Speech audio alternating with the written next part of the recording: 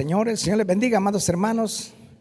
Una vez más estamos aquí para llevar esta bendita palabra del Señor. Que sea su Espíritu Santo el que nos guíe y nos lleve siempre a reconocer estas verdades bíblicas. El tema que en esta tarde estamos tocando es aprendiendo a perdonar a los demás. Una vez más, aprendiendo a perdonar a los demás.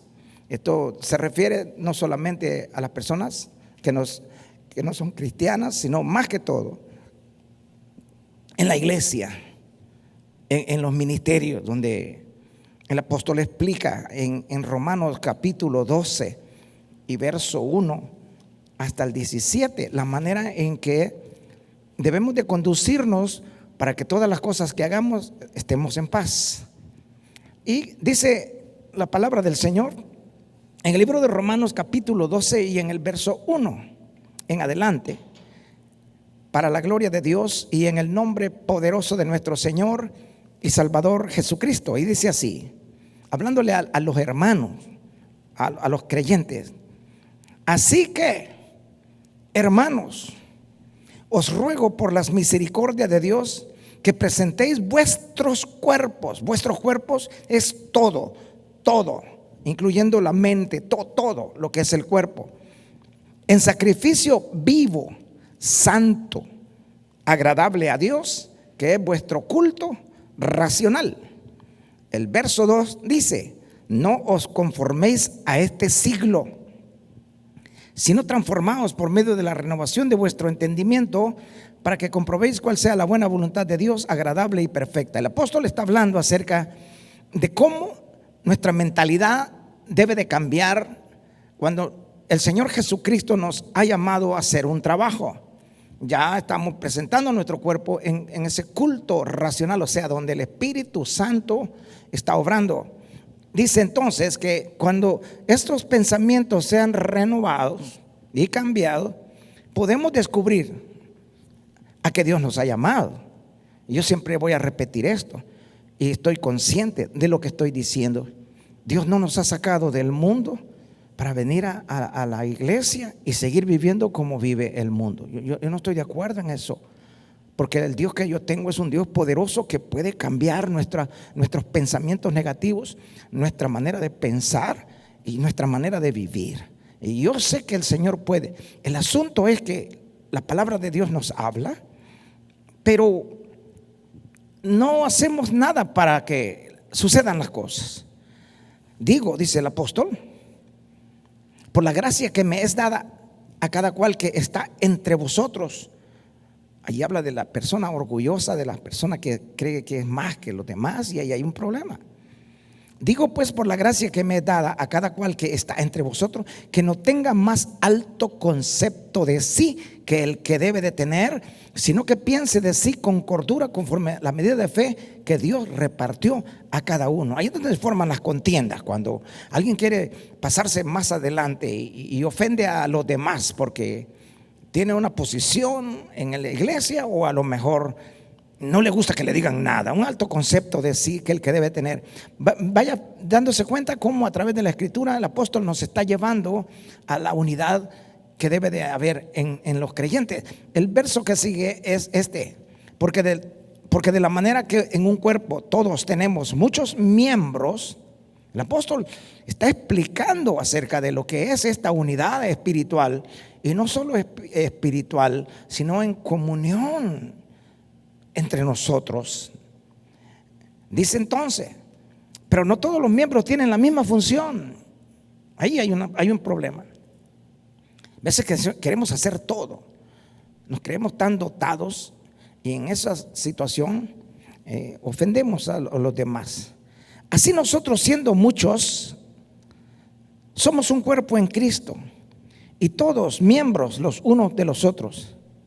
De manera que teniendo diferentes dones según la gracia que nos es dada, si el de profecía úsese hablando de las cosas espirituales, de los dones espirituales, o si de servicio en servir, o el que enseña en la enseñanza, el que exhorta en la exhortación, el que reparte con liberalidad, el que preside con solicitud, el que hace misericordia con alegría. No, el apóstol está tratando de suavizar, de limar las asperezas que existen en medio del llamado cuerpo de Cristo, donde surgen contiendas y todas las demás cosas por no saber aplicar la gracia que el Señor nos ha dado a cada uno de nosotros. El 9 dice: el amor sea sin fingimiento. El amor sea sin fingimiento. Uno sabe, hermanos, cuando se está relacionando con otro hermano, y también sabemos la manera en que lo estamos haciendo. Le amo, hermano, en el amor del Señor. Usted es testigo que estas cosas pasan. Le amo, hermano, en el amor del Señor. Usted sabe que, pero de repente, y aquella situación ya no es la misma. ¿Qué pasó? ¿Y dónde quedó? Le amo en el amor del Señor. Si me ama, sopórteme. Si me ama, ayúdeme. Si me ama, motíveme. El amor sea sin fingimiento. Estoy declarando con mi boca lo que sale de mi corazón, porque el que lo ha llenado es el Señor. Entonces, muchas veces no sabemos esto, lo que significa amar al hermano, sino que nuestra mentalidad no reformada, nuestra mentalidad no cambiada, todavía quedan destellos de lo que fuimos en el mundo.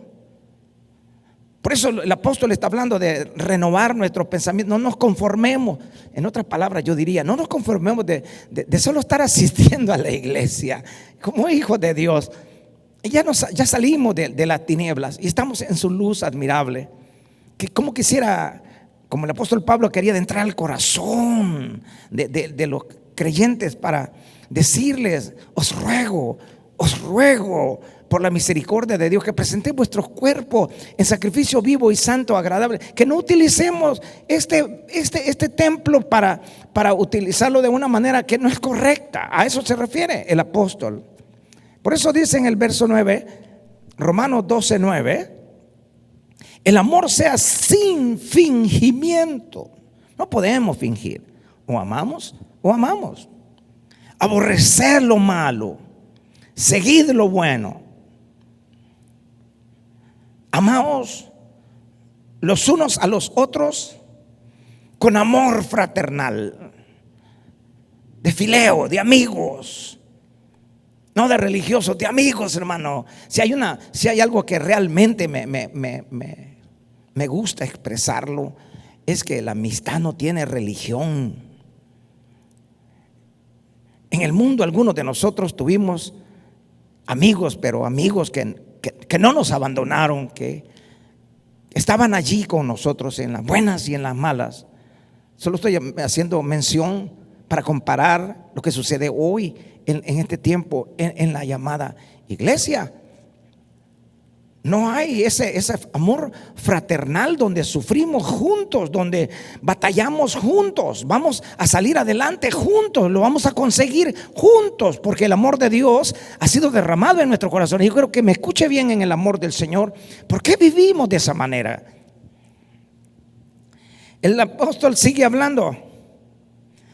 En cuanto honra, prefiriéndonos los unos a los otros. Se oye tan feo que en una iglesia cristiana hablemos mal de los demás y pongamos en mal a los demás y critiquemos a los demás. En la iglesia, hermano, eso era en el mundo. En la iglesia creo bíblicamente hablando que el apóstol, o sea, la palabra de Dios nos está hablando las cosas que debemos de abandonar para poder de entrar al gozo de la presencia del Señor. No se disfruta la vida con enemistades. Oíste lo que dijo, viste lo que te dijo. My God, hermanos, hay veces yo siento en mi corazón Siento tristeza de no haber alcanzado todavía ese grado de madurez en la que podamos mirarnos a los ojos y decir: wow, este es mi hermano lindo, esta es mi hermana linda, esta es la hermana, el hermano que Dios ha puesto en mi camino para animarme, para hacernos llegar hasta el final. Estoy hablando a conciencia, de acuerdo a la Escritura. Y eso es lo que la iglesia necesita para que haya victoria en nuestras vidas, en nuestros hogares. Y ¿por qué no decirlo? Que sea una iglesia poderosa, porque si estas cosas están en la mente y en el corazón de un llamado cristiano, pues óigame, ¿dónde está la palabra de Dios que dice que somos uno en Cristo Jesús? Desde luego, para llegar hasta allí, como vamos a estar explicando un poquito, necesitamos crecer, hermanos. Y el crecimiento lo da la palabra de Dios, porque empieza a quitar de nuestras vidas lo que Dios le estorba para manifestarse de una manera poderosa y reconocer a qué nos ha llamado el Señor. El verso 11 dice: en lo que requiere diligencia, no perezosos. En lo que requiere diligencia, nunca deje las cosas que Dios le está diciendo para otro día. Si Dios le está hablando hoy, es ahora. Voy a empezar a actuar. Diligentes, no perezosos. No, mañana voy a ayunar. No, mañana. Y empieza la decadencia espiritual a llegar. Y las cosas espirituales se pierden de vista totalmente cuando este vocabulario que se está hablando últimamente, hoy más que todo, en medio de la iglesia cristiana, el Espíritu Santo es contritado. Ahora veamos lo que el apóstol está hablando en esta unidad espiritual. Y dice en el verso 12, perdón, en el verso 11: en lo que requiere diligencia, no perezosos, fervientes en espíritu, sirviendo al Señor. Fervientes en espíritu, sirviendo al Señor. Aquí es donde quiero enfatizar los pleitos y problemas que hay en los llamados ministerios, de gente que todavía no entiende lo que significa fervientes en espíritu, hermano. Aleluya, gloria a Dios. Hay poder en el Señor. Yo creo que el Señor ha puesto este ministerio en mi mano. Lo voy a hacer funcionar y el Señor me va a ayudar. Ese vocabulario ya no existe. Ahí empiezan los pleitos carnales. ¿Oíste lo que te digo? ¿Viste lo que está haciendo? Hermano, en el amor de Dios, yo no estoy ofendiendo a nadie. Vengo a predicar palabra de Dios.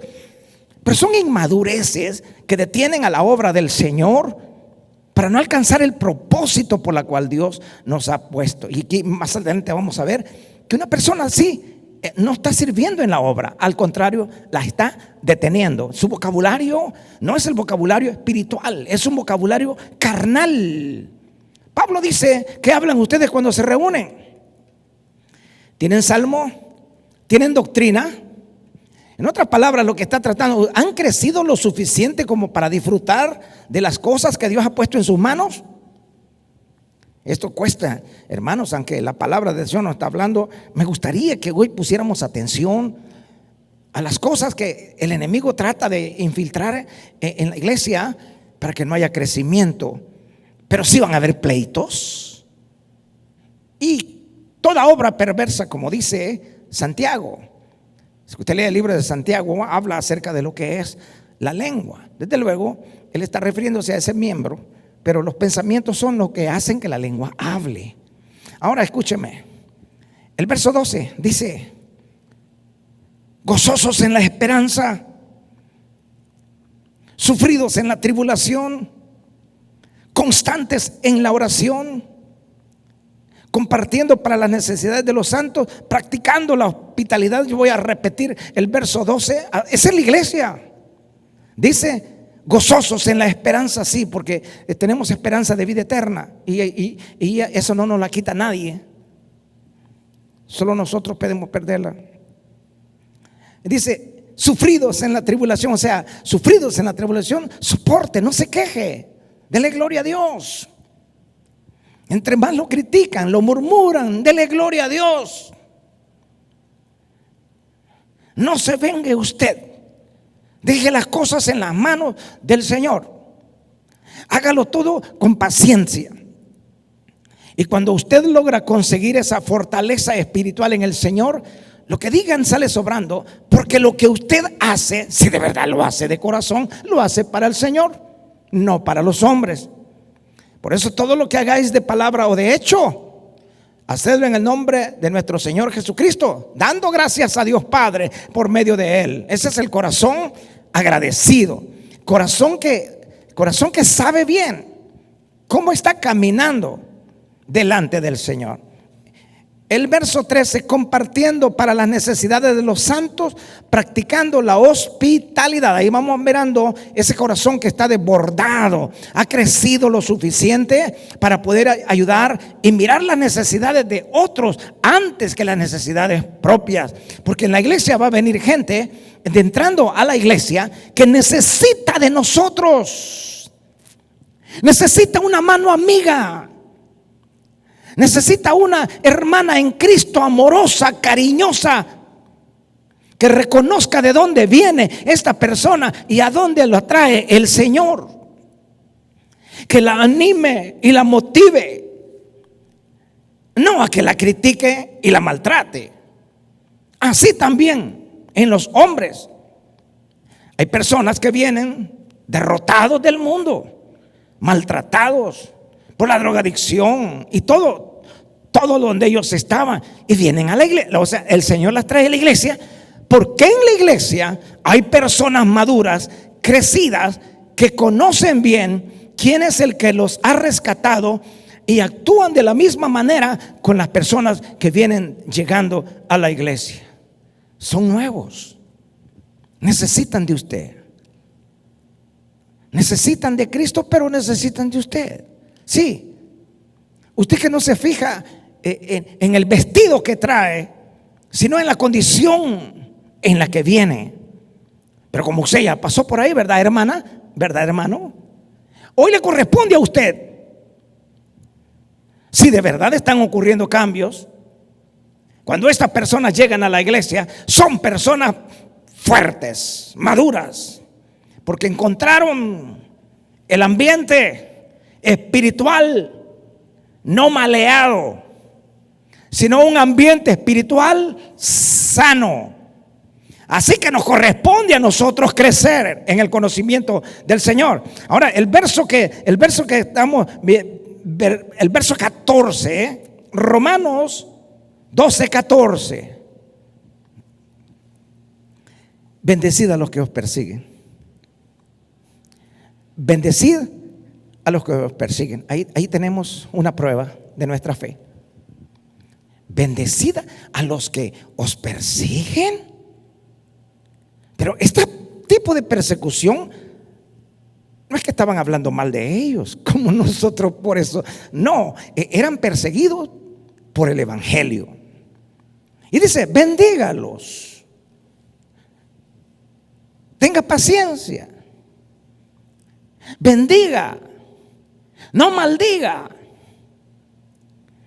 Repito una vez más el verso 14, bendecid a los que os persiguen. Sí, a esos hermanos que le hacen la vida imposible, ore por ellos, bendígalos, dígale, Señor te bendiga, hermano, nada más. Pero en su corazón se estará formando un hábito santo, que usted es una persona que está creciendo, porque hay obediencia en lo que dice la palabra. Bendecid a los que os persiguen. ¿Por qué lo dice Pablo? ¿Por qué lo dice el escritor a los romanos? Porque él lo había experimentado. Él no podía decir otra cosa más que lo que había experimentado. Ahora, si usted se imagina lo que Pablo sufrió y quería seguir experimentando en su cuerpo, llevaba las marcas de Cristo. Fue apedreado, dejado como muerto en Listra y en Iconio, y llegan los hermanos o los discípulos, pues los discípulos que él había estado enseñando, y los rodearon. Dice, cuando dice los rodearon, significa que tienen que haber orado por él. Las piedras que estaban sobre Pablo no eran 2 ni 3 piedras, No eran 2 ni 3 críticas como las que tú has recibido y no sabes cómo manejarlas. Ay, Señor. Un montón de piedras que estaban sobre Pablo. Tienen que haberle quitado un montón de piedras de encima y orado por él. Y el Señor lo levantó. Y se sacudió y volvió a entrar. ¿Quién se va a levantar tan rápido después de haber sido apedreado? Solamente Dios pudo haberlo hecho. Pero ahí tenemos a los discípulos orando por él, rodeándolo. Oye, hermano, como pastor lo están matando a uno y lo dejan que lo maten. Ahí estaban orando. Quiero decirle a mis amados hermanos que me están escuchando, cubra con oraciones de bendición a su pastor. Ore por su pastor para que Dios le dé sabiduría. Ore por su pastor para que Dios le dé fuerzas y se levante con poder. Ore para que el Señor de gloria le dé entendimiento para poder hacer las cosas de acuerdo a su palabra. Ore por él. El bendecido va a ser usted, hermano o hermana que me estás escuchando. La bendición caerá sobre ti. Y la Biblia dice: bendecid a los que os persiguen, bendecid y no maldigáis, gozaos con los que se gozan, gozaos con los que se gozan. Acérquese a ellos y comparta sus bendiciones, acérquese a ellos y comparta sus alegrías, acérquese con ellos y haga sentirles también que usted está con ellos gozoso en su corazón. Llorad con los que lloran. No está diciendo que lloran por sentimentalismo, es que los que lloran tienen una gran necesidad de consuelo. Es posible que esté atravesando por una lucha muy grande y no encuentra la solución. Es posible que necesite ese abrazo de una llamada hermana verdadera o de un hermano verdadero que conoce las necesidades de los demás. Unánimes entre vosotros, no altivos, sino asociándoos con los humildes. No seáis sabios en vuestra propia opinión. Hermano, usted no lo sabe todo. Si el apóstol Pablo dijo: aún yo mismo no pretendo haberlo ya alcanzado, pero una cosa hago, olvidando ciertamente lo que queda atrás y extendiéndome hacia lo que está delante. ¿Se da cuenta? Muchas veces hablamos más de lo que no debemos y ni sabemos. Por eso estoy tratando de explicar a través de la Sagrada Escritura cómo debe de ser la iglesia de Cristo y los que se congregan para buscar ese crecimiento y descubrir a qué los ha llamado el Señor. Y dice entonces, y aquí el verso 17 termina hablando prácticamente en resumen de lo que hemos estado leyendo. Yo creo que es necesario que nos toquemos la conciencia, mis amados hermanos, y empecemos a efectuar esos cambios que están afectando no solo a los de la iglesia, sino a la familia. Y también está deteniendo la obra para que las almas que tienen hambre y necesidad no vengan a este lugar, se van a otro. ¿Por qué? Porque Dios conoce el corazón de cada uno de nosotros y sabe por qué lo hacemos. Veamos entonces el 17. No paguéis a nadie mal por mal. Santo de Israel, se oyen unas conversaciones tan raras, hermano, tan raras, que dé gracias a Dios esa mujer, entre hermanas y hermanos también, de que soy cristiana. Porque si no fuera cristiana, ahorita mismo supiera quién soy yo. Hermano, estoy hablando con mi corazón. Son cosas que se escuchan y uno se rasca la cabeza. Pero ¿qué clase de personas son estas en la iglesia? Estamos diciendo prácticamente: el que me detiene para no hacerlo es el espíritu. Pero yo puedo hacerlo a la hora que me da la gana. O sea, no hay control, no hay cambios en su mentalidad. De eso, hermano, de eso están llenas las iglesias. Gente que no quiere compromisos con Dios, pero están en ministerios donde se va a ver más fácilmente el choque entre la carne y el espíritu. Se van a hacer más fácil las ofensas. Se van a mirar los defectos rápidamente cuando estás en un ministerio y el espíritu no está en tu vida. Ahora voy a aclararlo. No hay ministerios en una iglesia sin el espíritu. No se llaman ministerio. Es el espíritu el que nos ayuda a ministrar. ¿A ministrar qué?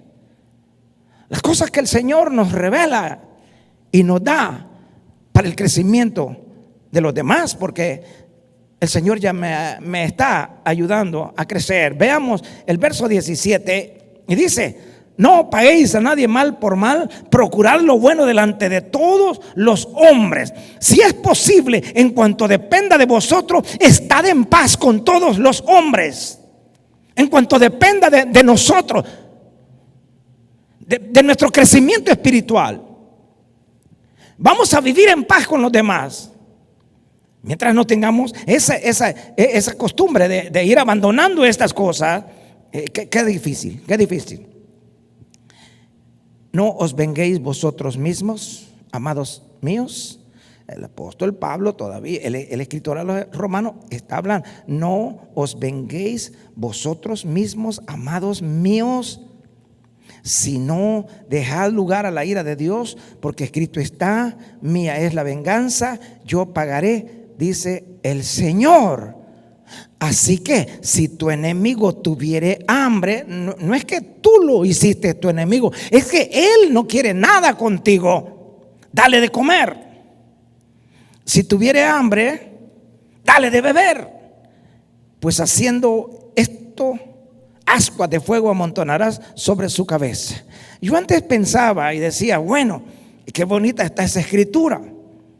El Señor va a mandar fuego por la cabeza y no, ascuas de fuego amontonará su cabeza. Significa que la ira, el enojo y todo lo que trae esta persona contra ti no podrá resistir lo que tú le estás ofreciendo. Se queda pensando, bueno, si lo odio tanto, sí, pero yo no. Si quisiera, sí, pero yo no. Ahora ya nos dimos cuenta a través de las Sagradas Escrituras la manera en que estas cosas se van haciendo más grandes y más grandes hasta llegar a depositarse en el corazón de una persona que no acepta la exhortación de la palabra. Algunos me estarán diciendo, oye, yo así soy, nadie me... No, hermano, hermana, sí, Dios puede cambiarlo. Mira qué lindo se vive cuando hemos dejado atrás esas cosas. Es una belleza, hermano. O sea que vivir sin perdonar es como dejar el freno de emergencia puesto mientras conduces el automóvil. No camina, pero sí se arruinan los frenos. Y llega un momento que se recalientan los frenos porque te olvidaste de quitarlo. Y hasta se puede ir a un barranco. Cuando quieres frenar, ya no hay frenos. Esto es lo que pasa con un vehículo que no se le quita el freno. Le hace ir más lento y pierde el impulso. Uno de los lujos más costosos que usted puede darse en la iglesia es la falta de perdón hacia alguien. Es un lujo para usted. El resentimiento, cuando está bien arraigado en su vida, destruye su paz interior como un cáncer letal. Su vida, no la de los demás, la suya, como un cáncer letal. Hay pocas cosas tan patéticas y terribles como contemplar la persona que ha guardado algún resentimiento o algún odio por muchos años. La carga más pesada que se puede llevar sobre la espalda de su vida es un bulto, es una carga que lleva encima. Pero, pero eso tiene algo muy serio. Lo detiene. Así que si quiere viajar rápido y muy lejos, hágalo con pocas cosas. Descárguese. Saque el bulto que lleva encima, sáquele estas cosas a ese bulto que lleva encima. Envidias, sáquelo. Celos ministeriales también. Sí, hermanos, sí, hay gente que se pelean hasta por la comida. Es que no le puso sal. Es que las tortillas no las hace como yo las hago. ¡Qué pleitos! ¡Qué falta de espiritualidad! Por eso es que a veces cuando uno se come esa tortilla le hace daño, porque no lleva ese afecto. No está en la voluntad de Dios. Envidias en el ministerio, envidias, celos ministeriales, desde luego, rencores, deseos de venganza, pleitos sin resolver.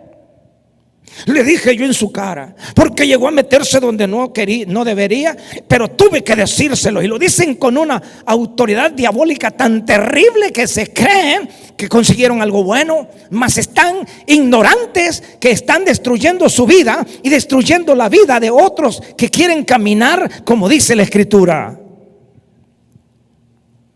Jamás rechace usted la oportunidad de perdonar cuando tenga la oportunidad. Jamás rechace. Los débiles nunca perdonan, porque perdonar es una característica de los fuertes, de personas crecidas, maduras, que son completamente libres para disfrutar su vida. Pero cuando usted vive sin perdonar, la venganza es la consecuencia natural de su manera de pensar. Pero la venganza se ve dulce, porque así lo dice, la venganza es dulce. Eso es lo que dice el mundo.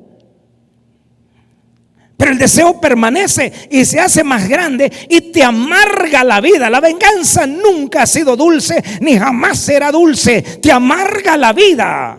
En el Señor no hay venganza. Lo vimos en la Escritura. Siempre cuesta más la venganza por algo que nos hicieron que soportarlo. Siempre es más caro, cuesta más por algo que nos hicieron que soportarlo. Nunca ganaremos si solamente estamos tratando de igualar la puntuación de alguien. Como creyentes debemos de ser los primeros en perdonar, y que sea antes que se oculte el sol. Así dice la Biblia, no se ponga el sol sobre vuestro enojo. La conocemos, oye, es una escritura que bien común. Pero mientras estoy predicando esto, hay personas que no pueden perdonar ni en su propia familia. Hay personas que no pueden perdonar a su mamá en la manera en que los trató. Hay personas que están en una iglesia y no pueden perdonar a su papá o a sus familiares. No pueden. Traen en sus corazones eso y cada vez sale a flote. Yo quiero decirte algo: jamás podrás alcanzar la vida del Espíritu si no abandonas los deseos de la carne. Hay una oposición, aunque estés en religión, aunque oigas la predicación más ungida, la predicación que Dios está dándote es para que aprendas a deshacerte de las cosas que no jamás podrás conseguir con esa carga que llevas encima. ¿Se recuerdan ustedes que a la sinagoga llegaba una mujer que tenía una gran joroba en la espalda? Y llegaba, ¿te imaginas lo difícil que era para ella venir desde su casa, levantarse, cambiarse, porque tenía que ir a la iglesia? Y ahí iba a la iglesia encorvada, encorvada, encorvada. Y ese día que llegó toda encorvada, estaba el Señor. ¿Te das cuenta lo que Dios puede hacer para quitarte esa carga? Y en ese momento el Señor Jesucristo la ve, porque Él es el que nos está mirando. Él sabe cómo está nuestro corazón. Él sabe qué tan grande es la joroba que traes cuando vienes a la iglesia, mi hermana, mi hermano. El Señor lo sabe. Pero Él quiere hacerte libre. Pero tu deseo no está en tu corazón, sino que prefieres seguir viviendo la vida tal como la vivías antes. En el Señor ya no es igual. De modo que si alguno está en Cristo, no dice en la religión, no dice en alguna denominación, porque algunas veces defendemos hasta las iglesias, las denominaciones, y no tiene nada que ver. De modo que si alguno está en Cristo, nueva criatura es. Las cosas viejas pasaron y aquí todas son hechas nuevas. Ah, no, hermano, es que la iglesia donde yo estaba, usted no sabe, mire, hermano, es que el pastor donde yo estaba, hermano, deje de estar hablando tanto. Son excusas. Dedíquese a servirle al Señor con un corazón limpio y sincero. El Señor Jesucristo vio a esta mujer y la liberó en día sábado. Aleluya. Era día sábado. Y la liberó y le dijo que era libre del azote que traía. Y allí mismo se enderezó. ¿Usted cree que no estaba contenta? Desde luego. Jorobada por mucho rato. Y de repente libre. Eso es la liberación que Dios quiere darte. Tú que me estás escuchando. Dios conoce nuestros corazones. La ira, el rencor y el odio que hay en tu corazón, solo Dios puede quitarlo si en realidad tú quieres que el Señor obre en tu vida. Sin el perdón, la vida es dirigida por un interminable ciclo de resentimientos y represalias. Es posible que en esta hora su más profunda necesidad sea ser libre de esas cosas que han estado por muchos años en su vida, en su familia. Y usted la está transmitiendo a su próxima generación, sus hijos. Don't you understand, my friend? Sus hijos están recibiendo el veneno. Y por más que usted quiera impartir algo diferente, no puede porque no está. Qué pérdida de esfuerzo más horrible. Esforzarse por no querer perdonar. Qué esfuerzo más horrible. Pero me dirá usted, ¿pero qué pasa si la persona ofendida? Esto se mueve por todos lados buscando pretextos, hombre. Pero mira usted, ¿pero qué pasará si la persona ofendida no acepta mi perdón? Aleluya. Lo importante es que yo recuerde que yo soy responsable delante de Dios. Y Dios, que conoce mi corazón, sabe que quiero liberarme de esa situación. Ahora escuche esto, acerquémonos delante del Señor con el motivo correcto, con el espíritu correcto, en el tiempo correcto y por obediencia a Dios, mi amada hermanita y hermano que me escucha. Dije hermano y hermana, porque yo no estoy hablándole a los del mundo. El apóstol Pablo le está hablando a los hermanos de la iglesia que querían vivir en esta situación. Y él les dice: no paguen a nadie mal por mal. Miren, somos un solo cuerpo en Cristo. Ustedes no tienen que vivir como viven los demás. No, ámense entre ustedes, perdónense entre ustedes, sopórtense entre ustedes. A los cristianos, pues. Aleluya. Por obediencia a Dios debemos de humillarnos. Debemos de humillarnos. Si Él conoce nuestras necesidades, si Él sabe bien que en mi corazón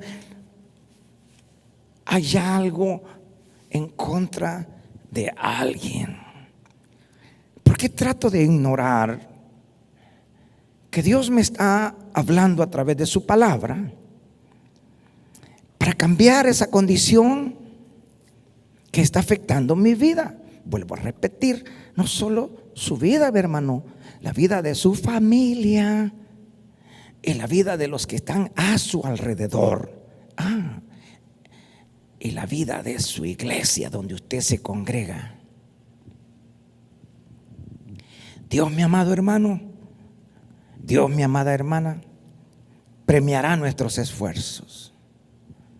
Tal vez la persona ofendida necesita tiempo para salir de aquel shock, porque eso es lo que pasa. Y era mi mejor amiga, y viste, me traicionó. Era mi mejor amiga y oye lo que anda hablando de mí. Eres mi mejor amiga, hermano. Usted quizás va a decir, bueno, ¿qué tiene que ver la iglesia? No, en las iglesias está sucediendo. Y el apóstol, repito, le está hablando a los hermanos de la iglesia. Y estas cosas no deben de ocurrir. Quiere decir que no hay crecimiento. Y era mi mejor amiga. Y yo y ahora ya no es. El amor sea sin fingimiento. Cuando hay una amistad que se trata de romper, ambas partes buscan la manera de reanudarla. Porque hay una especie de unión que no se puede romper fácilmente. Cuando nunca hubo nada, entonces es más fácil abandonar el problema que querer arreglarlo. Ahora, cuando se arregla un problema de eso, nunca más se vuelve a hablar. Todos utilizamos, ¿cuántas veces debo perdonar? 70 veces 7. No, haga la cuenta, 70. No, la misma ofensa no. ¿Se acuerdan a los judíos? No es así. 70 veces 7. O sea que no vamos a poder vivir en paz nunca. Si la Biblia me está diciendo, ¿podrán caminar dos juntos si no estuvieran de acuerdo? Pues la respuesta sería, no, pues no. Oh, bueno, pero hay algo muy interesante: ponernos de acuerdo. Es todo. Ay, Señor. A lo mejor la persona con la cual estás teniendo estos problemas no está capacitada para responder con madurez. Así que entonces la sanidad en muchos casos de ofensas necesita tiempo. ¿Y qué si la situación empeora? Esta es otra buena pregunta que muchos se hacen. Esto sucede porque la otra persona ha estado echándole la culpa todo el tiempo a usted. Ella ha estado pensando, o él, toda clase de cosas malas de usted. Pero eso es lo que vamos a soportar. Tenemos el ejemplo de David y de Saúl. ¿Recuerda usted que el joven David se convirtió en una amenaza para el rey Saúl?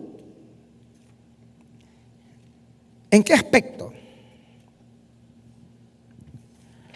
No importaba cuánto David se esforzaba por ganarse de nuevo el favor de Saúl. Las cosas solo empeoraban. O sea que Saúl estaba tan endurecido que necesitó años para que el atribulado rey comprendiera que David era sincero en los esfuerzos que hacía para arreglar las cosas. David quería arreglar las cosas, hasta huyó para no meterse en problemas, pero Saúl seguía insistiendo. ¿Qué pasa si yo quiero arreglar esto solamente delante de Dios, sin pasar por la vergüenza de hablar con el individuo? Yo sé que haríamos cualquier cosa, yo sé, para evitar enfrentarnos a esa persona. Todos diríamos, Dios ya lo sabe. Pero eso contradeciría el mandamiento. Y ya sabemos lo que el Señor Jesucristo dijo. Él dijo: deténgase, vaya y reconcíliese y vuélvase para ofrecer. Solamente con el hecho de no ir donde el hermano o hermana es desobediencia a lo que Jesús dijo. ¿Por qué no enfrentar la situación de una vez por todas? Mi hermana, quiero hablar contigo. Hay cosas que han estado pasando entre nosotros y debemos de arreglarlas. Hermano, parece ser que se están yendo las cosas mucho más allá. ¿Qué te parece si arreglamos estas cosas entre nosotros dos acá? Hay cosas que son personales, que ni la gente tiene que saber más que nosotros y el Señor. Por lo tanto, el Señor nos está diciendo: si traes tu ofrenda al altar y allí te acuerdas, ¿cómo voy a presentar ofrenda? Dice: yo no lo recibo, dice el Señor, hasta que vayas y arregles ese asunto. Las iglesias están llenas de gente que no pueden perdonar. Nos presentamos con una máscara, con un disfraz de religiosos. Hasta fingimos que en nuestros hogares ayunamos y oramos, pero no es verdad. El corazón necesita ser libre para poder tener comunión con el Señor y con los demás hermanos también. En Primera de Juan, el apóstol Juan habla claramente acerca de lo que es el verdadero perdón, el verdadero creyente, y cómo el Señor nos llama a estar unidos como un solo hombre. Vaya y reconcíliase. Después que David hubo participado indirectamente en la muerte de Urías, su culpa fue enorme.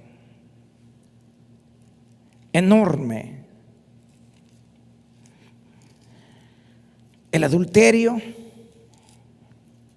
y la hipocresía, y encima de todo el asesinato, casi lo destruyen.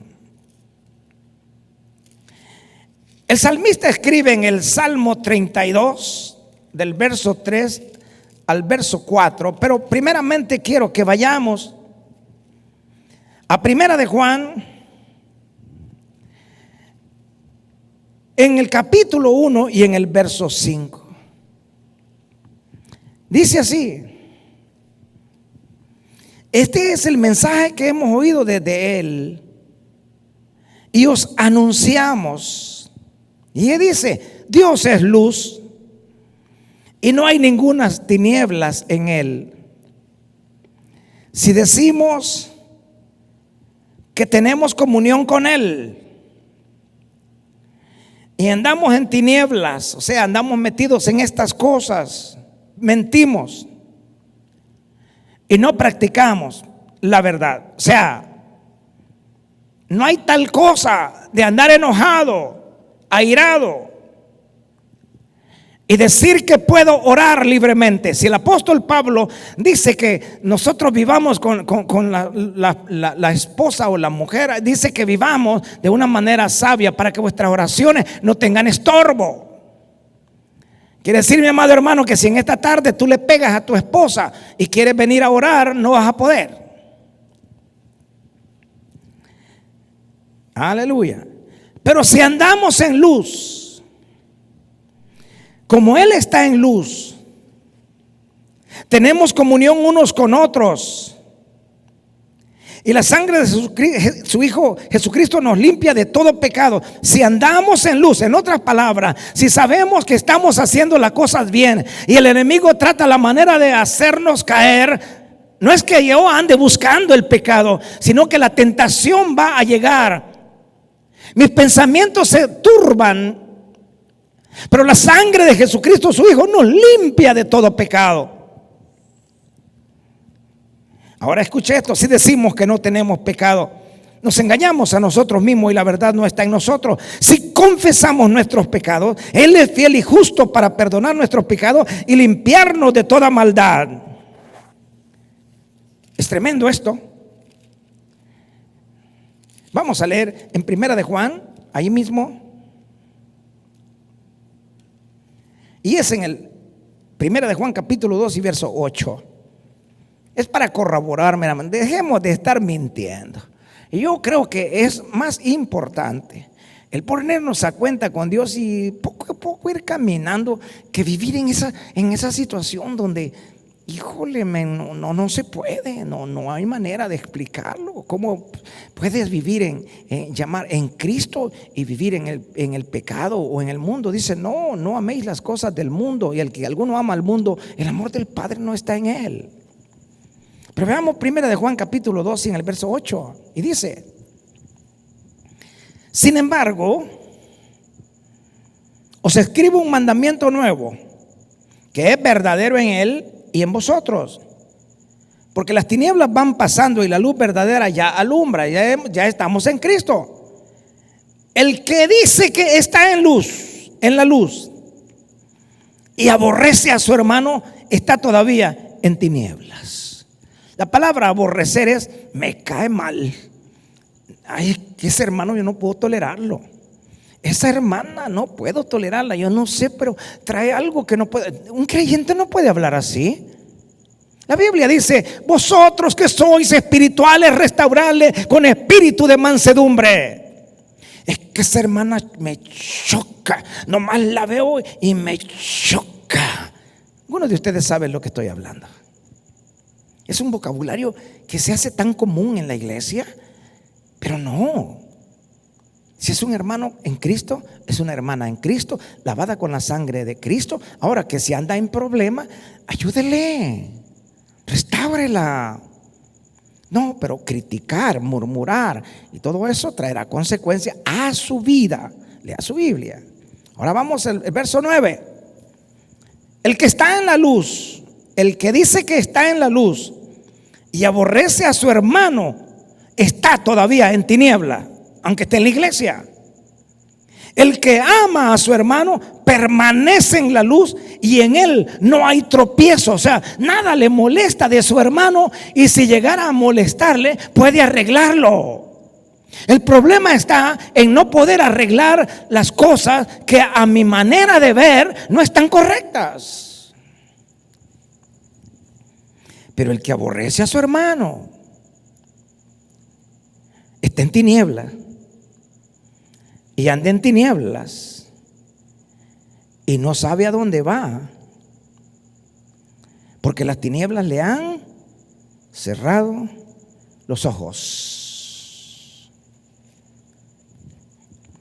Se metió tanto al mundo, comparte tanto con el mundo,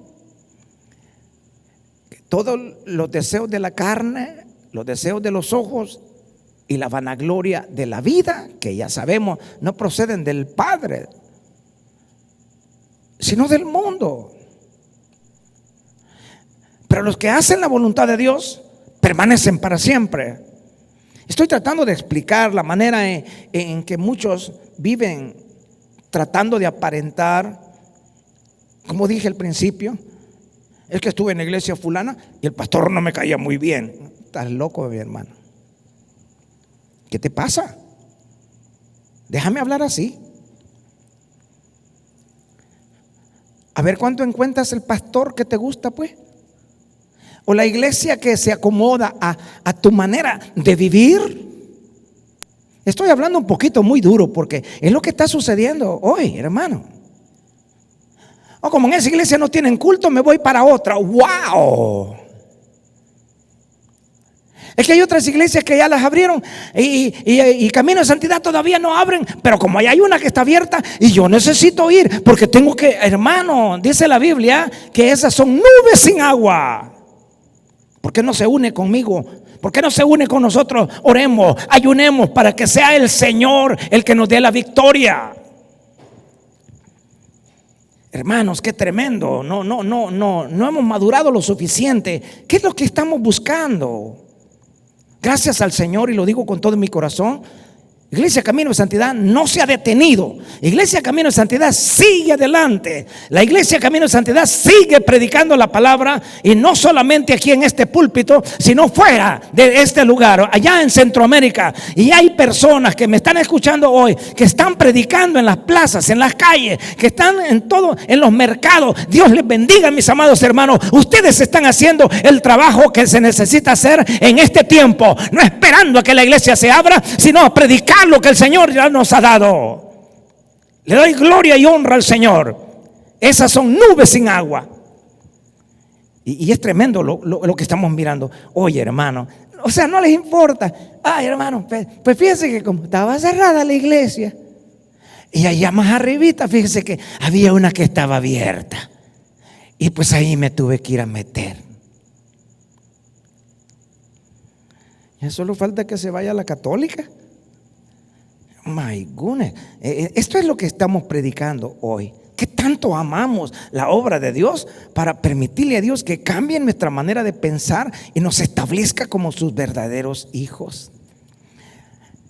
Saúl estaba tan endurecido que necesitó años para que el atribulado rey comprendiera que David era sincero en los esfuerzos que hacía para arreglar las cosas. Hoy hay personas que piensan, ya el hermano ya cambió, la hermana ya cambió, y en la mente de ellos dice, no hombre, hace 25 años, ese hermano vieras cómo me ofendió, ya pasaron 25 años, y a lo mejor ya el Señor lo cambió, y tú sigues sin lo mismo. Ay, Señor Jesús. Después que David participó indirectamente en la muerte de Urías, su culpa fue enorme, fue tremenda. El adulterio y la hipocresía, y encima de todo el asesinato casi lo destruye. Si usted quiere descubrirlo, lea en el Salmo 32 del verso 3 al verso 4. Y él dice, hermano y hermana que me escuchas hoy, mientras callé, se envejecieron mis huesos en mi gemir todo el día, porque de día y de noche se agravó sobre mí tu mano. Se volvió mi verdor en sequedales de verano. ¿Te das cuenta, mi hermana? Mi hermano, los años van pasando. Yo siempre le digo a los hermanos de la iglesia, los años pasan.